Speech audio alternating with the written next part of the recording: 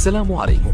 لا تنسوا الاعجاب بالفيديو والاشتراك في القناة تشجيعا لنا لنستمر بنشر المزيد ان شاء الله.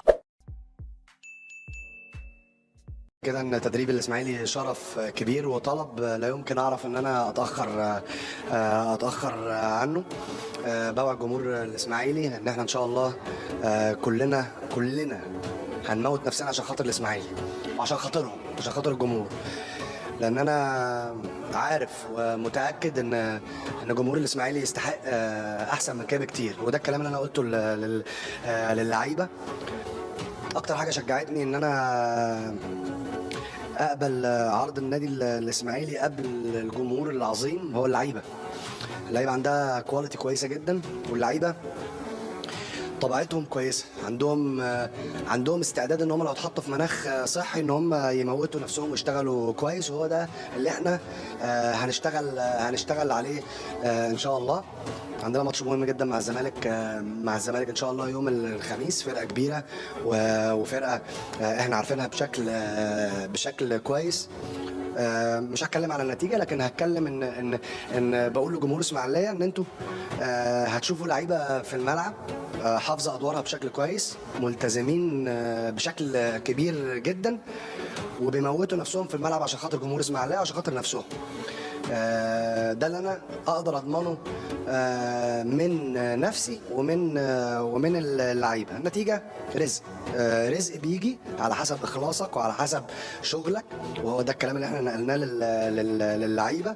انا متفائل خير ان شاء الله، الامور هتبقى كويسه، وعايز كل جمهور اسماعيليه يبقى متفائل خير زيي وزي لعيبتي، وان شاء الله الامور باذن الله انا واثق ان هي هتبقى في يعني من افضل لافضل باذن الله. الفرق يا كابتن احمد بين اسماعيلي 2016 واسماعيلي 22؟ فرق ان احنا في 2016 كان عندنا وقت اكبر للتحضير، لكن هي دي الكوره النهارده، مفيش مدرب النهارده بيبقى عنده اعذار. واحنا جايين بنقبل المهمه، كنا عارفين الظروف بشكل كويس، عارفين ان الوقت ضيق، عارفين ان احنا داخلين على ماتش كبير، لكن ده جزء من وظيفتنا، جزء مهم جدا ان احنا ازاي ان احنا نتاقلم.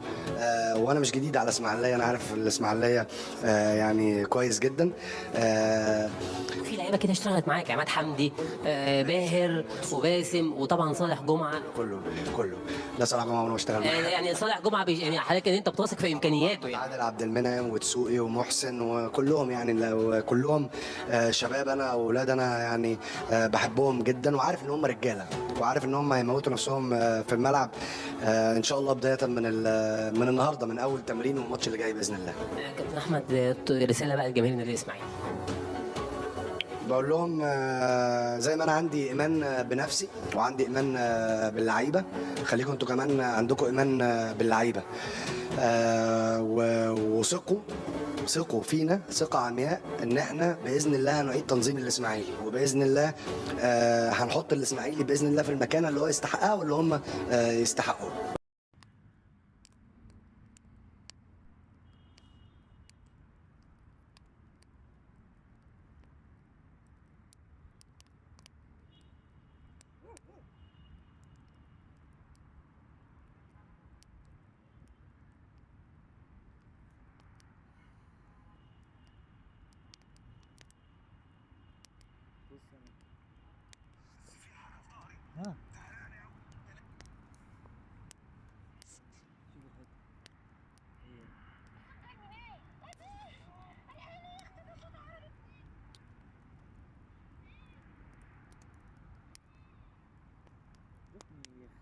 كل مرة اللي فاتت برضه